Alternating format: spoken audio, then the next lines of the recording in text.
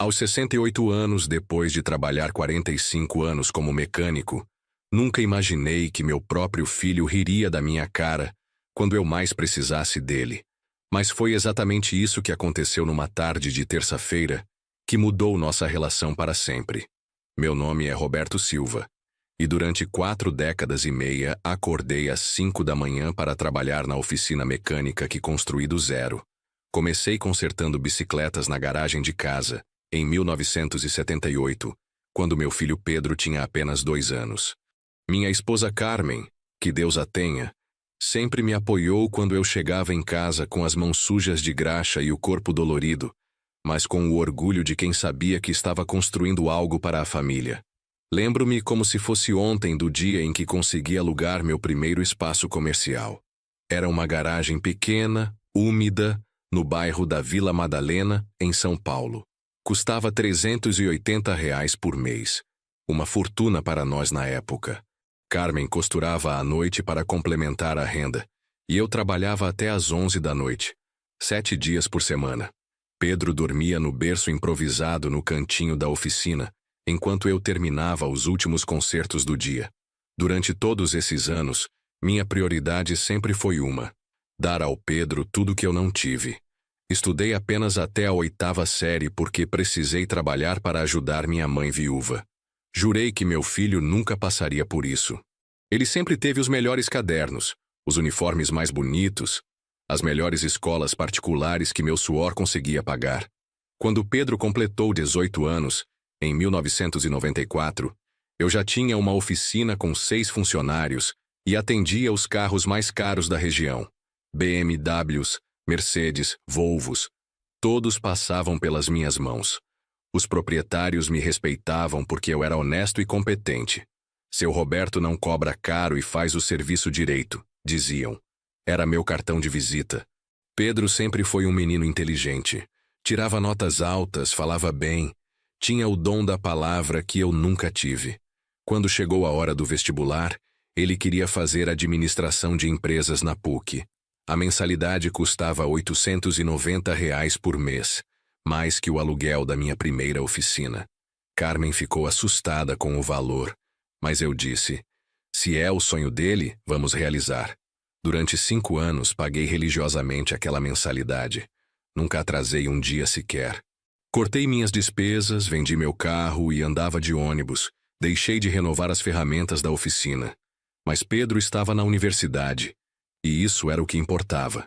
Carmen sempre dizia: Roberto, você está se matando de trabalhar para pagar essa faculdade.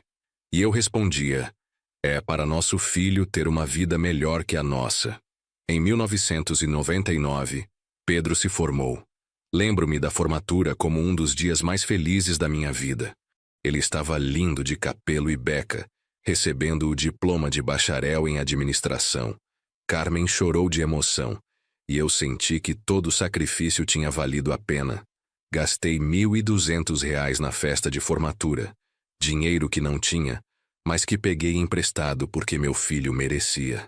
Logo depois da formatura, Pedro conseguiu um emprego numa empresa de logística. Ganhava bem, R$ 3.000 por mês, muito mais que eu jamais sonhei ganhar na vida. Casou-se com a Fernanda em 2001, uma moça bonita e educada, filha de um advogado. A diferença de classe social sempre me incomodou um pouco, não por ela ser superior, mas porque eu sabia que a família dela me via como apenas um mecânico. Os anos foram passando e Pedro foi crescendo profissionalmente. Virou gerente, depois diretor. Comprou uma casa bonita no Morumbi, um bairro que eu só conhecia porque consertava os carros dos ricos que moravam lá. Teve 2 filhos lindos, o Gabriel e a Sofia. Carmen adorava os netos e eu também. Eram minha alegria nos domingos quando vinham nos visitar. Em 2010, Carmen descobriu um câncer de mama. Foram 2 anos de luta, tratamentos caros, remédios que custavam uma fortuna. Pedro ajudou financeiramente algumas vezes, mas sempre de má vontade, sempre reclamando que estava passando por dificuldades. Eu não reclamei. Vendi parte da oficina para pagar o tratamento dela. Minha Carmen valia mais que qualquer negócio. Ela faleceu em dezembro de 2012, 3 dias antes do Natal. Foi o pior momento da minha vida. Pedro veio ao velório de terno caro, chorou um pouco, mas logo depois estava cuidando dos preparativos como se fosse um evento de empresa. Pragmático, frio. Eu estava destroçado, mas ele parecia estar cumprindo uma obrigação social. Depois da morte da Carmen, mergulhei no trabalho para não pensar na dor. A oficina se tornou minha casa, meu refúgio, minha razão de existir. Pedro visitava pouco, sempre com pressa, sempre falando de trabalho, de responsabilidades, de como a vida estava corrida. Os netos cresceram sem conhecer direito o avô. Em 2015, aos 63 anos, comecei a sentir dores nas costas. 4 décadas debaixo de carros, levantando motores, forçando a coluna, começaram a cobrar o preço. O médico disse que eu precisava de uma cirurgia na coluna, mas também recomendou que eu diminuísse o ritmo de trabalho. Seu Roberto, o senhor não tem mais 30 anos, disse ele. Foi quando comecei a pensar na aposentadoria. A oficina estava bem estruturada, com funcionários competentes, clientela fiel. Pedro sempre disse que não tinha interesse no negócio da família. Preferia o mundo corporativo, os escritórios com ar-condicionado, as reuniões em salas de vidro. Respeitei a escolha dele, mesmo sentindo uma pontada de tristeza ao saber que meu trabalho de uma vida não seria continuado por meu filho. Em 2018, vendi a oficina por R$320 mil. Depois de descontar todas as dívidas e acertar os funcionários, sobraram R$180 mil. Comprei um apartamento pequeno, de 2 quartos, num bairro mais simples. Com o resto do dinheiro, planejei viver tranquilo, com minha aposentadoria do INSS de 2 salários mínimos. Pedro comemorou a minha aposentadoria. Finalmente vai descansar, pai, disse ele. Mas eu percebi que, no fundo, ele estava aliviado por não precisar mais se preocupar comigo trabalhando pesado. Era como se minha aposentadoria o liberasse de qualquer responsabilidade filial. Os primeiros meses foram difíceis. Acordar sem ter para onde ir, sem ter carros para consertar, sem ter o barulho familiar da oficina. A solidão pesava. Pedro ligava de vez em quando, sempre correndo, sempre atarefado. Pai, desculpa, mas tenho uma reunião importante. Falamos depois. Esse depois raramente chegava. Em 2019, descobri que tinha diabetes tipo 2. Nada muito grave, mas que exigia medicamentos caros e consultas médicas regulares. A aposentadoria cobria o básico, mas os remédios consumiam quase metade da minha renda. Comecei a fazer economias, cortei supérfluos, passei a comprar só o essencial. Foi também nesse ano que Pedro foi promovido para diretor regional da empresa. Ganhava mais de R$15 mil por mês. Comprou um carro importado.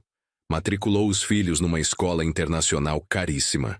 A vida dele estava florescendo enquanto a minha definhava na solidão e nas preocupações financeiras. Em dezembro de 2019, Gabriel, meu neto, fez 15 anos. A festa foi numa casa de eventos luxuosa em Alphaville. Quando cheguei, me senti deslocado. Todos os convidados eram bem vestidos. Falavam de viagens internacionais, de investimentos, de negócios. Eu estava com minha roupa social mais bonita, a mesma que usei na formatura do Pedro, 20 anos antes. Mas ainda assim me sentia um peixe fora d'água. Durante a festa, ouvi sem querer uma conversa entre Fernanda e as amigas dela. O pai do Pedro é um amor, mas às vezes fico sem graça com essas reuniões. Ele não tem muito assunto, né? Só sabe falar de carro e mecânica.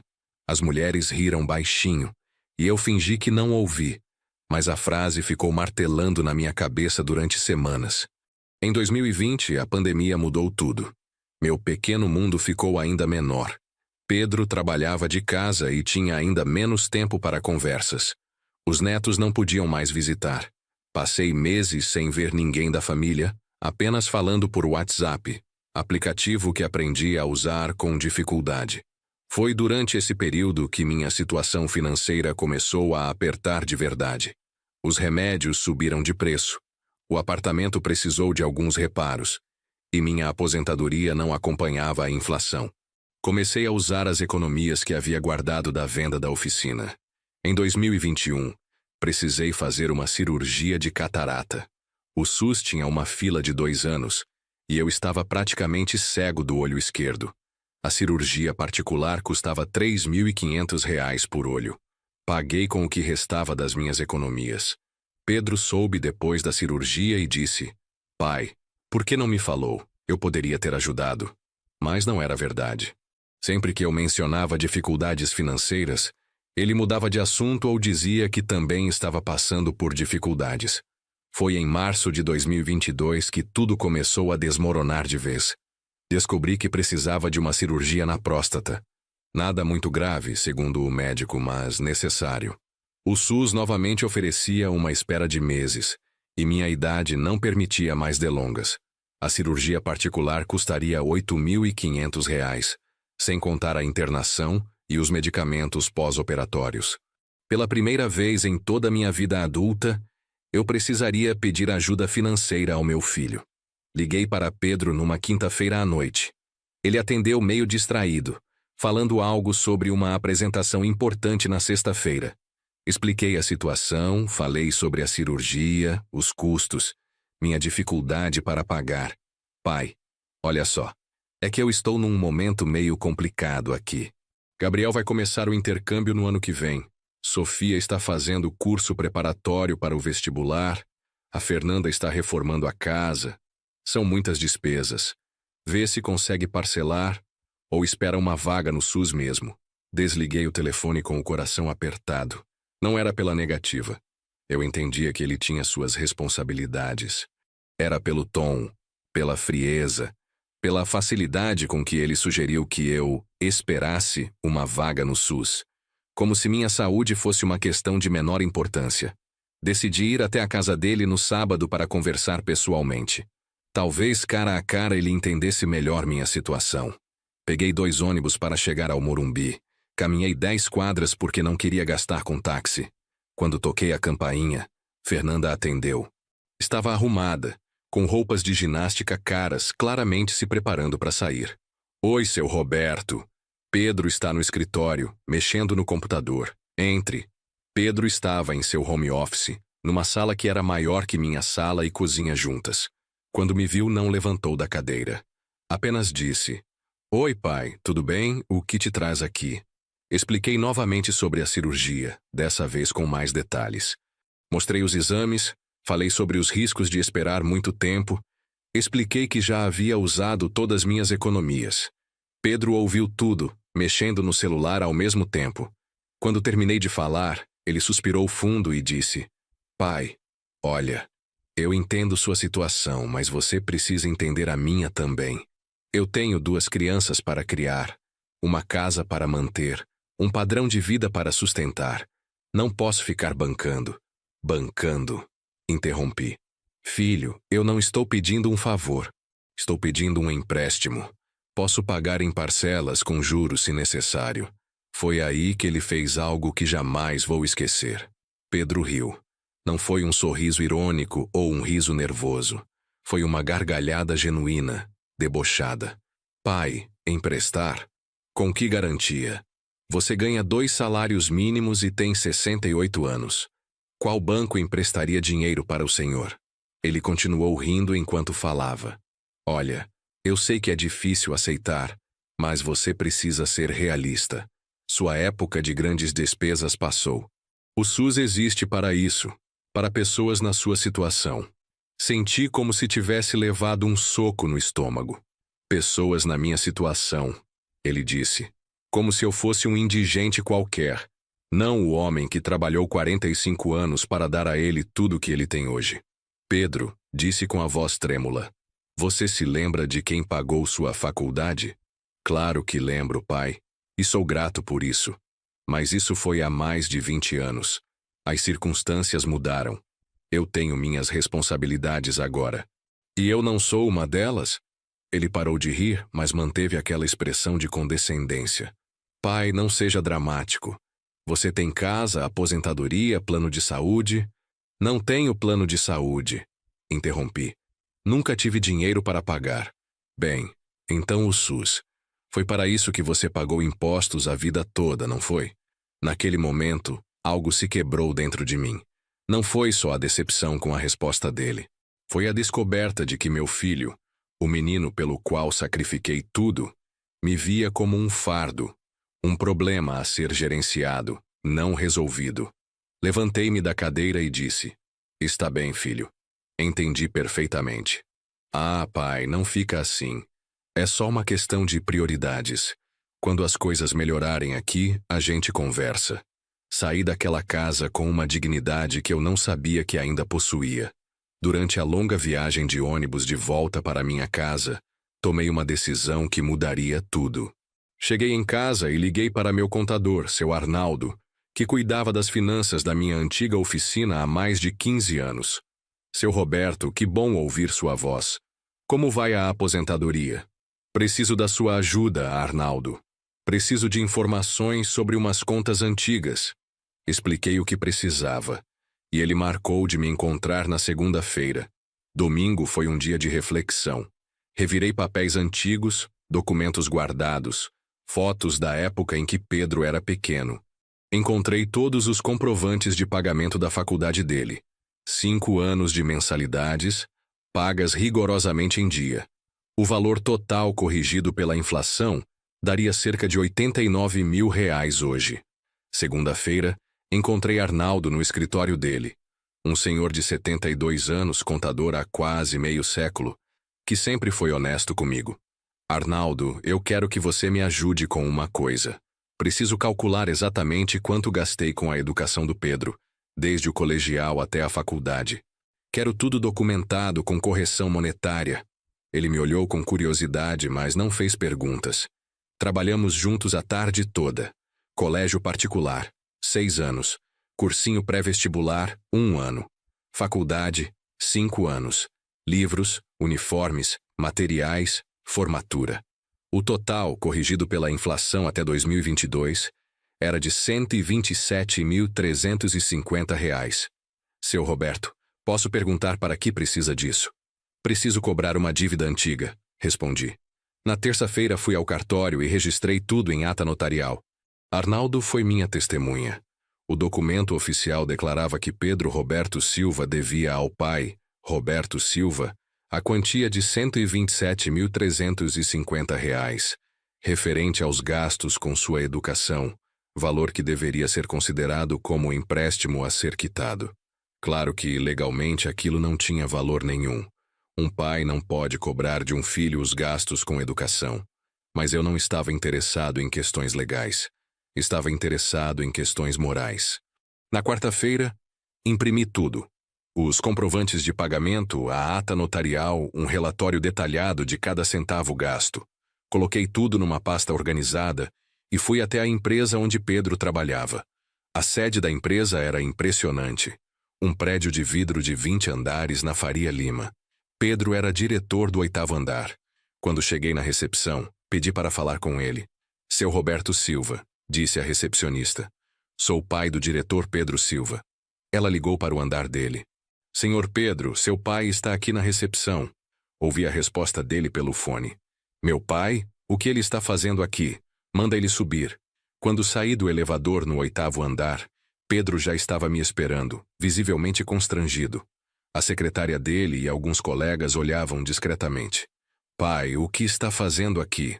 Aconteceu alguma coisa? Vim fazer uma cobrança, disse calmamente. Ele me levou para sua sala rapidamente. Fechou a porta. Cobrança? Do que você está falando? Coloquei a pasta sobre a mesa dele e abri. Pedro, durante todos esses anos, eu achei que os gastos com sua educação eram presentes de um pai para um filho. Mas na sábado você me fez entender que nossa relação é puramente financeira. Então resolvi colocar as coisas nos devidos lugares. Pedro olhou os documentos cada vez mais pálido. Pai, isso é ridículo. Não é ridículo. Está tudo aqui. Cada mensalidade que paguei, cada livro que comprei, cada centavo que investi na sua educação. Total, R$ 127.350, com juros de 1% ao mês desde a formatura, como qualquer empréstimo comercial, seriam R$ 342.158 hoje. Pai, você ficou louco. Não pode cobrar isso de mim. Por que não? Você mesmo disse que não empresta dinheiro sem garantias. Bem, Aqui estão as garantias do empréstimo que eu te fiz há 20 anos. Quero receber. Pedro ficou em pé, nervoso. Isso é chantagem emocional. Não, filho. Chantagem emocional foi quando você riu da minha cara quando pedi ajuda para uma cirurgia. Isso aqui é negócio, cobrança de dívida. Eu não vou pagar isso. Não precisa pagar tudo de uma vez. Aceito em parcelas, 48 vezes de R$ 7.128. É menos que a mensalidade da escola do Gabriel. Pedro estava atordoado. Pai, você está sendo irracional. Irracional foi trabalhar 45 anos para criar um filho que não consegue emprestar R$ 8.000 para o pai fazer uma cirurgia. Irracional foi vender meu carro para pagar sua faculdade enquanto você hoje gasta mais que isso numa viagem de férias. Levantei-me da cadeira e deixei a pasta sobre a mesa. Você tem 7 dias para me dar uma resposta. Quitar a dívida ou me dar uma garantia real de que vai me ajudar com a cirurgia. É sua escolha. Saí da sala sob o olhar atônito dos funcionários do andar. Pedro me seguiu até o elevador. Pai, não faz isso. Vamos conversar em casa, com calma. Já conversamos, filho. Você riu da minha cara. Agora é hora de ser adulto e responsável como você diz que é. As portas do elevador se fecharam e vi o rosto dele, branco de desespero. Voltei para casa e esperei. Não liguei para ele. Não respondi às mensagens que ele começou a mandar. Algumas carinhosas, outras irritadas, algumas até ameaçadoras. Pai, isso é ridículo. Você está sendo irracional. Vamos resolver isso como adultos. Na sexta-feira ele apareceu na minha casa às 7 da noite. Estava diferente. Humilde, cabisbaixo. Pai, podemos conversar? Claro, trouxe o dinheiro. Pai, você sabe que eu não tenho R$ 127.000. Nem eu tinha quando paguei sua faculdade. Mas consegui. Olha, eu conversei com a Fernanda. Organizamos as contas. Posso te dar os 8.500 para a cirurgia. Mas por favor, esqueça essa história de dívida. Pedro, você ainda não entendeu. Não é sobre dinheiro. É sobre respeito. Durante 20 anos você cresceu profissionalmente, enriqueceu, construiu uma família, enquanto eu empobreci, envelheci e fiquei sozinho. E quando precisei de você, você riu de mim. Ele baixou a cabeça. Pai, eu sei que reagi mal. Você não reagiu mal.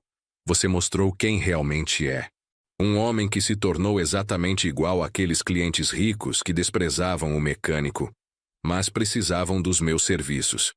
Isso não é verdade, não é? Então me responda.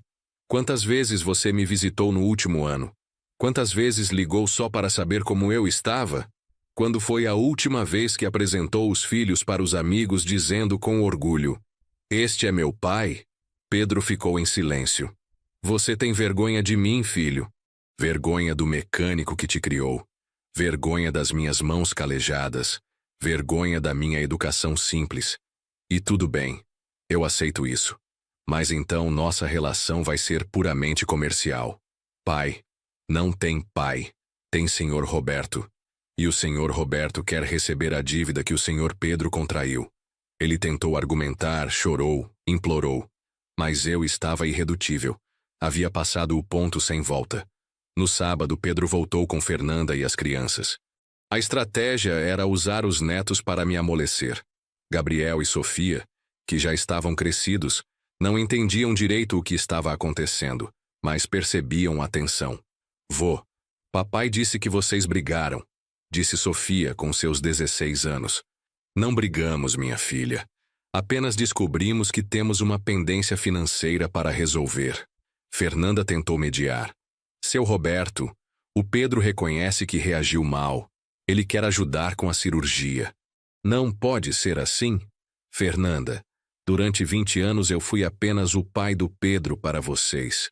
Nunca fui convidado para aniversários de casamento, viagens em família, jantares importantes. Sempre fui o parente pobre que aparecia nos almoços de domingo e ficava quieto no canto. Agora querem que eu aceite migalhas? Mas vô, o senhor é da família, disse Gabriel. Sou? Então por que, quando vocês falam dos avós, sempre mencionam primeiro os pais da sua mãe? Por que nas fotos de família da casa de vocês eu só apareço em 2, perdido no meio de 20 outras? Fernanda ficou sem resposta. Era verdade. Eu sempre fui o avô secundário. O menos importante, o menos presente. Não por minha escolha, mas porque nunca fui realmente incluído. Olha, eu não quero criar um trauma nas crianças. Continuei. Elas não têm culpa dos pais que têm. Mas preciso que entendam uma coisa.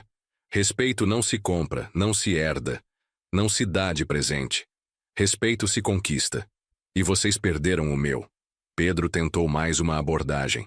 Pai, e se eu pagar a cirurgia e mais 10 mil reais? Seria como um pedido de desculpas. Pedro, você acha que minha dignidade custa 18 mil reais? Então, o que você quer? Quero que você aprenda uma lição que deveria ter aprendido há muito tempo. Que as pessoas não existem para te servir, nem mesmo seu pai. Na segunda-feira, fiz algo que nunca imaginei fazer. Procurei um advogado. Dr. Marcelo era jovem, tinha uns 40 anos, escritório pequeno, mas respeitável. Expliquei a situação toda, mostrei os documentos. Senhor Roberto, legalmente o senhor não pode cobrar isso do seu filho. Gastos com educação são obrigação dos pais. Eu sei disso. Mas ele não sabe. Como assim? Meu filho é administrador, mas nunca estudou direito. Ele vai achar que pode ser processado. Quero que você mande uma notificação extrajudicial cobrando a dívida. O advogado sorriu. O senhor quer dar um susto nele. Quero que ele sinta o mesmo desespero que senti quando ri da minha cara. Isso pode dar muito errado, senhor Roberto. Doutor, eu tenho 68 anos, estou sozinho no mundo. E descobri que meu único filho não me respeita. O que pode dar mais errado do que isso? A notificação foi entregue na casa do Pedro na quarta-feira. Uma cobrança judicial formal, com todos os carimbos e protocolos, exigindo o pagamento de R$ 342.158 em 30 dias, sob pena de execução judicial. Pedro ligou 2 horas depois, desesperado. Pai, você me processou? Você enlouqueceu de vez? Você que disse que nossa relação seria puramente comercial. Estou apenas formalizando as coisas. Pai, eu posso perder meu emprego por causa disso. Se meus chefes descobrirem que estou sendo processado, deveria ter pensado nisso antes de rir do seu pai. Eu não ri do senhor. Rio sim. E sabe o que foi pior? Descobri que você sempre riu de mim. Nas suas rodas de amigos, com sua esposa, com seus colegas de trabalho, sempre fui o mecânico na sua vida, nunca o pai. Isso não é verdade. Então me responda. Quantas vezes você contou para alguém com orgulho que eu construí uma oficina do zero? Quantas vezes falou que trabalhei 45 anos para dar a você uma educação que eu nunca tive? Quantas vezes me apresentou como meu pai, um empresário, ao invés de meu pai, um mecânico? Silêncio do outro lado da linha. É isso mesmo. Você sempre teve vergonha de mim. E agora vai saber o que é ter medo de mim. Desliguei o telefone.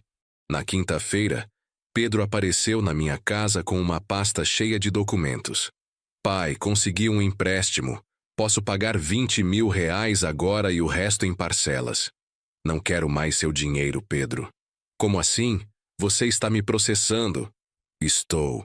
Mas não é pelo dinheiro, é pelo princípio. Que princípio? O princípio de que você precisa aprender a ser humano. Pai, eu não entendo. Pedro, durante uma semana você viveu com medo, com ansiedade, com a preocupação de perder tudo por causa de uma dívida que não esperava. Foi exatamente isso que senti quando você riu da minha cara. Desespero. Mas eu já entendi, pai. Já aprendi a lição. Não, ainda não aprendeu. Quer saber por quê? Porque você ainda está tentando resolver isso com dinheiro. Ainda acha que pode comprar meu perdão. Mostrei para ele uma segunda pasta que tinha sobre a mesa. O que é isso? São fotos, Pedro. Fotos da sua infância, da sua adolescência, da sua formatura. Sabe o que todas elas têm em comum? Ele folheou as fotos confuso. Em todas elas você está sorrindo para mim, para seu pai. O mesmo pai que você desrespeitou sábado passado. Pedro começou a chorar. Não era um choro manipulativo, era genuíno. Pai, eu não queria ter magoado o senhor. Mas magoou. E sabe por quê? Porque em algum momento da sua vida você esqueceu que eu sou um ser humano. Passei a ser apenas o pai, uma função, um papel social.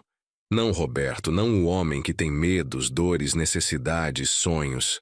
Pai, deixa eu terminar. Durante 20 anos eu me contentei em ser coadjuvante na sua vida. O avô que aparece nos domingos, o pai que liga no aniversário. O homem que fica quieto nos churrascos da família da Fernanda. Me contentei com migalhas da sua atenção. Mas quando precisei de você de verdade, quando minha dignidade e minha saúde estavam em jogo, você me tratou como um mendigo pedindo esmola. E riu. Riu da minha situação. Pedro estava soluçando agora. Pai, eu juro que não foi por maldade. Não foi por maldade, Pedro. Foi por algo pior. Foi por indiferença. Você se tornou indiferente ao meu sofrimento. E isso, filho, não tem desculpa. Levantei-me e fui até a janela.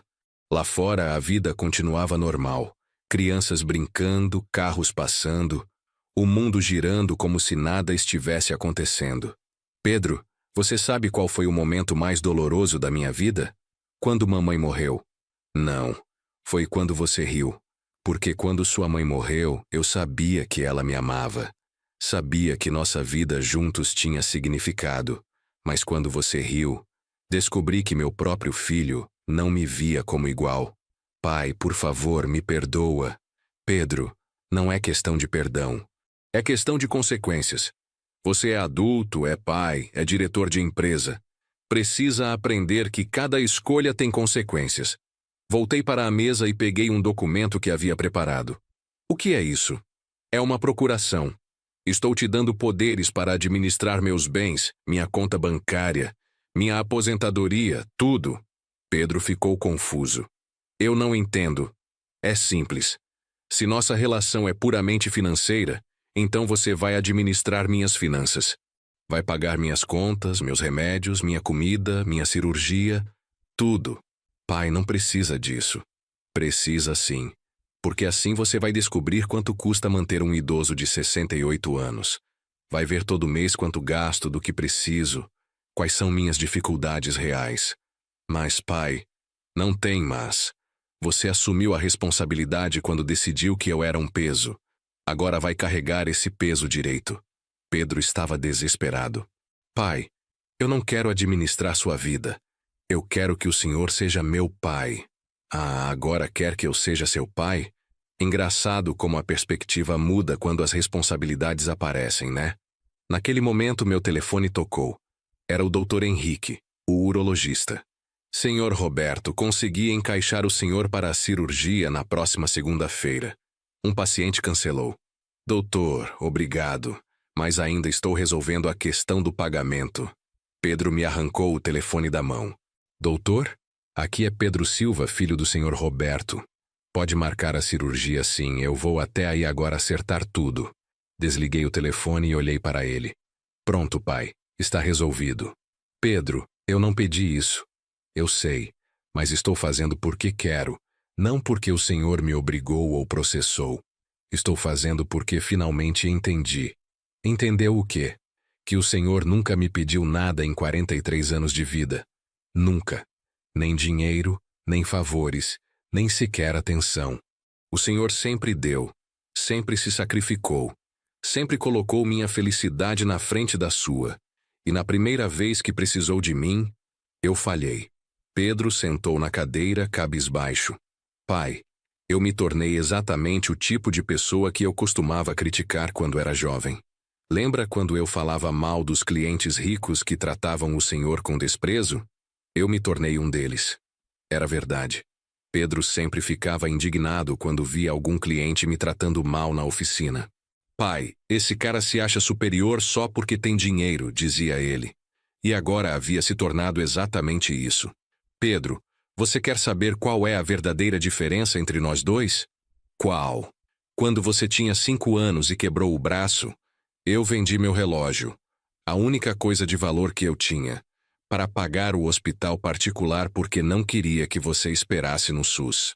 Quando você precisou de dinheiro para a entrada do seu carro, eu peguei empréstimo no banco mesmo sabendo que ia pagar juros altos. Quando você se casou, Eu paguei minha parte da festa mesmo tendo que pedir dinheiro emprestado. Pedro estava ouvindo em silêncio. Nunca pensei duas vezes antes de te ajudar.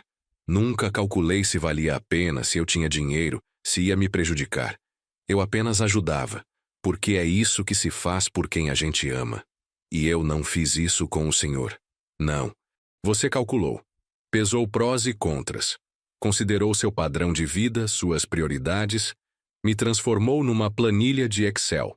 Pedro levantou e foi até a estante onde eu guardava algumas fotos antigas. Pegou uma foto de quando ele tinha uns 10 anos, abraçado comigo na oficina, os dois sujos de graxa e sorrindo. Pai, eu quero voltar a ser esse menino. Esse menino não existe mais, Pedro. Ele cresceu, se formou, casou, teve filhos, virou diretor. Não dá para voltar no tempo. Então o que eu faço? Aprende a ser um homem que eu possa respeitar novamente. Como? Fui até minha mesa e peguei a notificação judicial. Primeiro vamos cancelar isso aqui. Eu nunca tive intenção de te processar de verdade. Só queria que você sentisse o desespero que eu senti. Pai. Segundo, você vai pagar minha cirurgia, não como filho, mas como ser humano decente ajudando outro ser humano. E vai fazer isso com dignidade, sem me fazer sentir que estou pedindo esmola. Claro, pai. Terceiro, vamos redefinir nossa relação. Não quero ser tratado como o pai que precisa ser tolerado nos almoços de domingo. Quero ser tratado como Roberto, um homem de 68 anos que tem opiniões, experiências, histórias interessantes para contar. Pedro assentiu vigorosamente. Quarto, você vai me incluir de verdade na vida da sua família. Não como figurante, mas como membro ativo. Quero conhecer melhor meus netos. Quero participar das decisões familiares quando for apropriado. Quero me sentir parte de algo. Pai, eu prometo. Não prometa, faça. Promessas eu já ouvi muitas. E quinto, você vai aprender a me pedir conselhos de vez em quando. Tenho 68 anos de experiência de vida. Talvez eu tenha algo útil para contribuir. Pedro sorriu pela primeira vez em uma semana. Pai, posso pedir um conselho agora? Pode. Como eu faço para recuperar sua confiança? Pensei por um momento antes de responder. Tempo, filho, e consistência. Não adianta fazer um grande gesto hoje e amanhã voltar ao que era antes. Confiança se constrói no dia a dia, na forma como você me trata quando ninguém está vendo, na prioridade que dá para mim quando tem que escolher. Eu vou conseguir, pai. Espero que sim, porque essa foi sua última chance. Pedro me abraçou então. Um abraço longo, apertado, desses que eu não recebia dele há anos. Senti que havia um homem diferente me abraçando, não mais o menino mimado que eu havia criado. Pai, posso te fazer uma pergunta? Claro. O senhor realmente me odiou durante essa semana? Pensei na resposta com cuidado. Não, Pedro, eu me odiei. Me odiei por ter falhado na sua educação, por não ter te ensinado valores que achava óbvios, por ter te criado um filho que não conseguia ver o sofrimento do próprio pai. Pai, mas também descobri que ainda te amo. E foi por isso que resolvi te dar esta lição. Porque quem a gente ama, a gente educa, mesmo que seja tarde. A cirurgia foi marcada para a segunda-feira seguinte. Pedro fez questão de me acompanhar, ficou no hospital durante todo o procedimento e me levou para casa depois. Durante a semana de recuperação, ele apareceu todos os dias, não por obrigação, mas genuinamente preocupado. Trazia comida, remédios, ficava conversando comigo sobre coisas que nunca havíamos conversado antes. Pai, eu nunca perguntei, como era minha mãe quando jovem? E eu contei. Contei histórias que ele nunca havia ouvido, memórias que eu guardava só para mim. Pedro ouvia com atenção genuína, fazendo perguntas, interessado de verdade.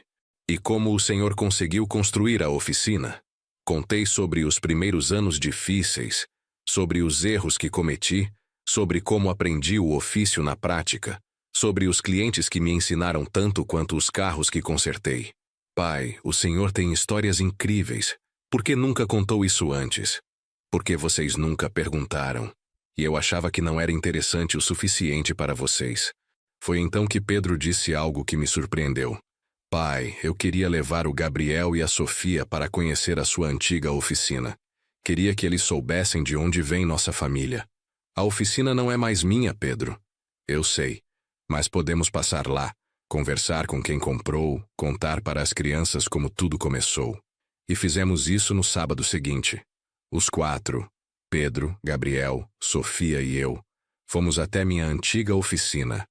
O novo dono, seu Carlos, um mecânico que havia sido meu funcionário por 10 anos, nos recebeu de braços abertos. Seu Roberto, que saudade! Como vai a aposentadoria? Vai bem, Carlos. Trouxe meus netos para conhecer o lugar onde o avô deles trabalhou por 40 anos. Carlos fez questão de mostrar tudo para Gabriel e Sofia. Contou histórias sobre mim, sobre como eu era exigente com a qualidade do serviço, sobre como os clientes confiavam em mim. Seu avô era conhecido em todo o bairro, disse Carlos. Quando um carro quebrava, a primeira coisa que as pessoas diziam era: leva no Roberto, ele resolve. Vi o orgulho crescendo nos olhos dos meus netos. Pela primeira vez, eles estavam vendo o avô não como um senhor aposentado que ficava quieto no canto, mas como um homem que construiu algo, que foi respeitado, que teve uma carreira. Vô, o senhor consertava todos esses carros sozinho? Perguntou Gabriel. No começo, sim. Depois fui contratando funcionários. Cheguei a ter 8 pessoas trabalhando aqui. Nossa, o senhor era o chefe. Pedro estava observando tudo em silêncio, e eu percebi que havia lágrimas nos olhos dele. No caminho de volta, Sofia perguntou: Vô, por que papai nunca contou essas histórias pra gente? Olhei para Pedro, que estava constrangido. Porque seu pai tinha medo que vocês não ficassem orgulhosos do avô. Respondi. Mas por quê? O vô é incrível, disse Gabriel. É mesmo, vô. O senhor construiu uma empresa. Pedro finalmente falou. Crianças, papai errou. Sempre tive muito orgulho do vovô, mas achei que vocês não iam se interessar por histórias de oficina mecânica. Papai, isso é muito mais legal que suas reuniões chatas de trabalho, disse Sofia.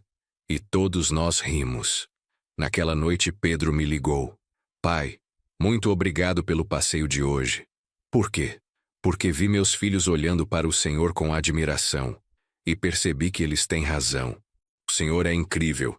E eu passei anos escondendo isso deles e de mim mesmo. Pedro. Não, pai, deixa eu falar. Eu passei tanto tempo tentando me afastar das minhas origens, que esqueci que elas são exatamente o que me trouxe até onde estou hoje. Se não fosse pelo Senhor, pela sua força de trabalho, pela sua determinação, eu seria nada. Você sempre foi inteligente, Pedro. Teria conseguido de qualquer forma. Não é verdade, pai. Inteligência sem oportunidade não leva ninguém a lugar nenhum. E o Senhor me deu todas as oportunidades possíveis. 2 semanas depois da cirurgia, Pedro apareceu em casa com uma proposta diferente. Pai, queria fazer uma coisa. Queria organizar um almoço aqui em casa no domingo e convidar alguns amigos meus. Mas não para o senhor ficar quieto no canto. Quero que o senhor conte suas histórias, fale sobre a época da oficina, sobre como era São Paulo antigamente. Pedro, seus amigos não vão se interessar por histórias de mecânico. Vão sim, pai. E se não se interessarem, o problema é deles, não nosso. O almoço aconteceu no domingo seguinte. Pedro convidou 6 casais, todos na faixa dos 40 e poucos, todos bem-sucedidos profissionalmente. Eu estava nervoso, achando que seria mais uma situação constrangedora. Mas Pedro me apresentou de forma diferente. Pessoal, este é meu pai, Roberto Silva. Ele é um empreendedor incrível. Construiu uma empresa do zero. Trabalhou 45 anos no mesmo ramo. Criou 8 empregos diretos e nunca demitiu ninguém. Ah, e de quebra ainda conseguiu pagar uma faculdade particular para um filho meio ingrato. As pessoas riram da última parte e começaram a me fazer perguntas genuinamente interessadas. Queriam saber como era empreender nos anos 80, quais eram os desafios da época, como eu consegui manter a empresa funcionando durante as crises econômicas. Senhor Roberto, como o senhor fazia para manter os funcionários motivados? Perguntou uma mulher que tinha uma empresa de marketing. Eu tratava todo mundo como família, respondi. Pagava em dia, dava vale no Natal, ajudava quando alguém tinha problemas pessoais e exigia qualidade. Quem trabalhava comigo sabia que o serviço tinha que sair perfeito.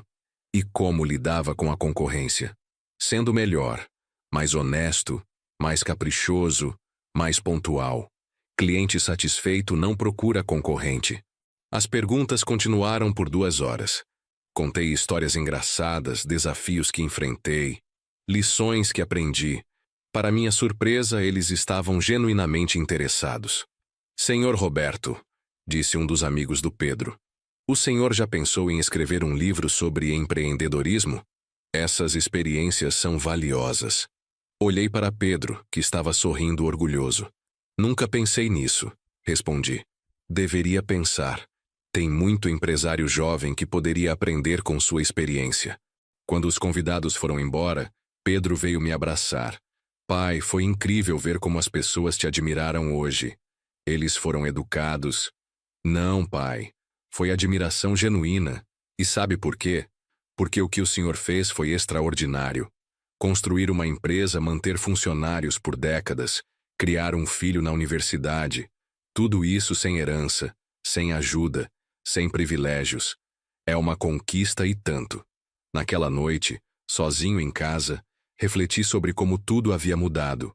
3 semanas antes eu era um idoso invisível, ignorado pelo próprio filho.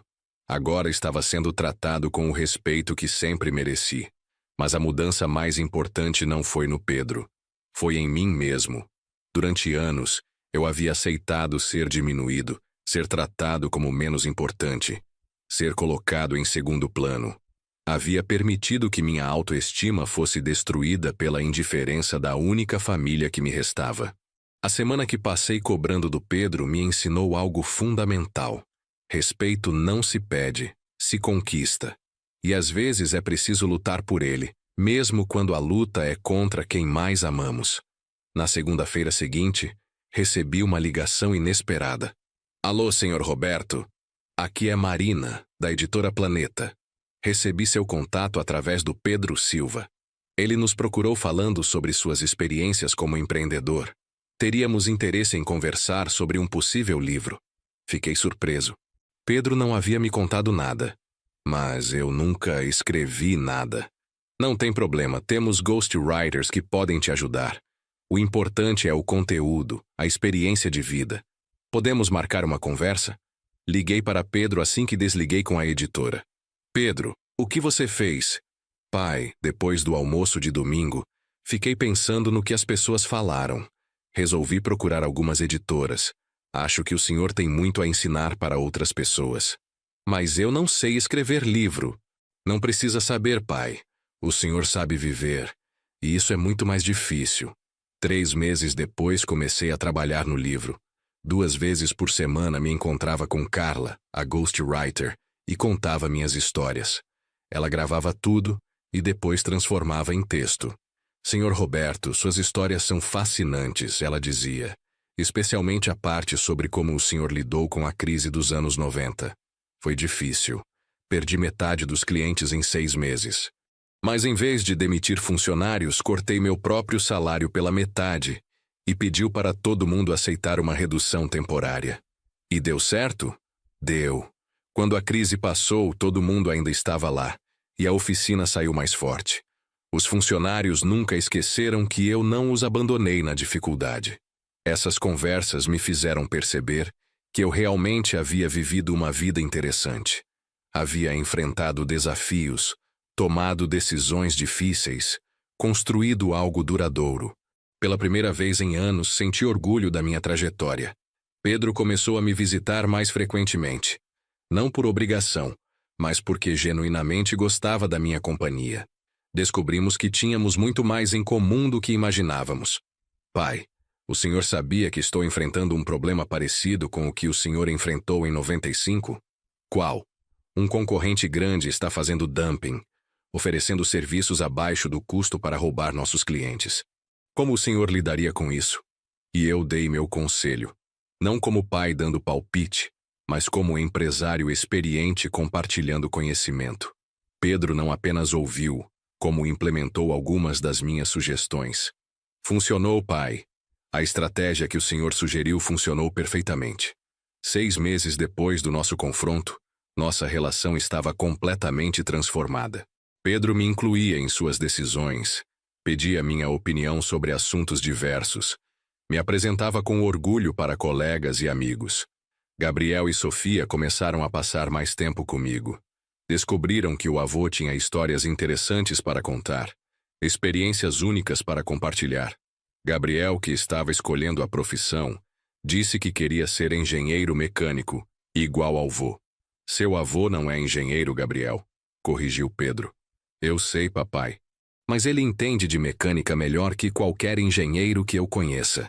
E ele construiu uma empresa. Isso é inspirador. No dia do meu aniversário de 69 anos, Pedro organizou uma festa surpresa. Não apenas com a família, mas com antigos funcionários da oficina, clientes de décadas atrás, amigos que eu não via há anos. Pessoal, disse Pedro no discurso, estamos aqui para comemorar o aniversário do melhor pai, avô e empresário que eu conheço. Durante alguns anos eu me esqueci disso, mas felizmente não foi tarde demais para aprender. Quando cortei o bolo, olhei ao redor e vi rostos sorridentes, pessoas que genuinamente se importavam comigo. Pela primeira vez desde a morte da Carmen, me senti verdadeiramente amado. Pai, disse Pedro quando os convidados já haviam ido embora. Posso te fazer uma pergunta? Claro. Se pudesse voltar no tempo, faria algo diferente? Pensei na resposta com cuidado. Faria sim. Teria te dado uns tapas na bunda quando você era pequeno, disse sorrindo. Pedro riu. Que mais? Teria me valorizado mais. Teria exigido mais respeito. Teria me recusado a ser tratado como cidadão de segunda classe na minha própria família. Pai, mas também teria te abraçado mais, conversado mais, dividido mais histórias. Talvez assim você não tivesse crescido com vergonha das próprias origens. Eu nunca tive vergonha do Senhor, pai. Teve sim, Pedro, e está tudo bem. Faz parte do crescimento. O importante é que você superou isso. O livro Mãos na Graxa, Coração no Negócio foi lançado 8 meses depois. Para nossa surpresa, se tornou um sucesso. Vendi 15 mil exemplares nos primeiros 3 meses. Pai, o senhor virou autor, brincou Pedro. Aos 69 anos, nunca é tarde para começar. Comecei a receber convites para palestras em faculdades de administração. Jovens empresários queriam ouvir sobre minha experiência, sobre como construir negócios sólidos, sobre como manter funcionários motivados. Senhor Roberto, perguntou um estudante após uma palestra na FGV, qual é o segredo do sucesso empresarial? Tratar as pessoas como seres humanos, não como recursos, e nunca se esquecer de onde você veio. Hoje, 2 anos depois daquela tarde terrível em que Pedro riu da minha cara, posso dizer que foi a melhor coisa que já me aconteceu. Não o desrespeito em si, mas a reação que ele provocou em mim. Aprendi que nunca é tarde para exigir respeito. Aprendi que amor sem limites se torna desrespeito. Aprendi que às vezes é preciso quebrar uma relação para reconstruí-la sobre bases mais sólidas. Pedro se tornou não apenas um filho melhor, mas um ser humano melhor. Aprendeu a valorizar as pessoas pela experiência, não apenas pelo status social. Aprendeu que dignidade não tem preço de mercado. Gabriel está na faculdade de engenharia mecânica agora. Vem me visitar toda semana. Quer aprender sobre motores, sobre negócios, sobre vida.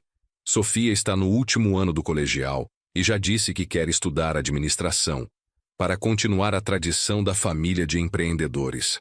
Fernanda, que sempre foi educada, mas distante, agora me inclui genuinamente nas atividades familiares. Descobriu que eu tenho opiniões interessantes sobre assuntos diversos, que posso contribuir para conversas além de mecânica. Minha segunda carreira como autor e palestrante me deu um propósito renovado. Aos 70 anos, sinto que ainda tenho muito a contribuir, muito a ensinar, muito a viver. E Pedro? Pedro se tornou o filho que eu sempre soube que ele poderia ser. Respeitoso sem ser subserviente, carinhoso sem ser piegas, presente sem ser sufocante. No último domingo, durante o almoço em família, Sofia perguntou: Vô, qual foi a decisão mais difícil que o senhor já tomou na vida? Olhei para Pedro, que estava ouvindo atentamente. Foi decidir cobrar de seu pai uma dívida que eu sabia que ele não devia. Por que foi difícil? Porque significava arriscar perder o único filho que eu tinha para tentar recuperar o respeito que eu havia perdido. E valeu a pena? Valeu, minha filha. Porque descobri que às vezes a gente precisa estar disposto a perder tudo para ganhar o que realmente importa. Pedro sorriu para mim do outro lado da mesa. Um sorriso genuíno, carinhoso, respeitoso. Pai, ele disse, obrigado por não ter desistido de mim. Nunca desistiria, filho. Porque é isso que pais fazem. Educam mesmo quando é difícil, mesmo quando é tarde, mesmo quando parece impossível. E assim, aos 70 anos, descobri que nunca é tarde para ensinar respeito, para exigir dignidade, para reconstruir relacionamentos sobre bases mais sólidas. A vida me ensinou que o amor verdadeiro às vezes precisa ser duro para ser eficaz, e que nunca, nunca é tarde demais para uma segunda chance.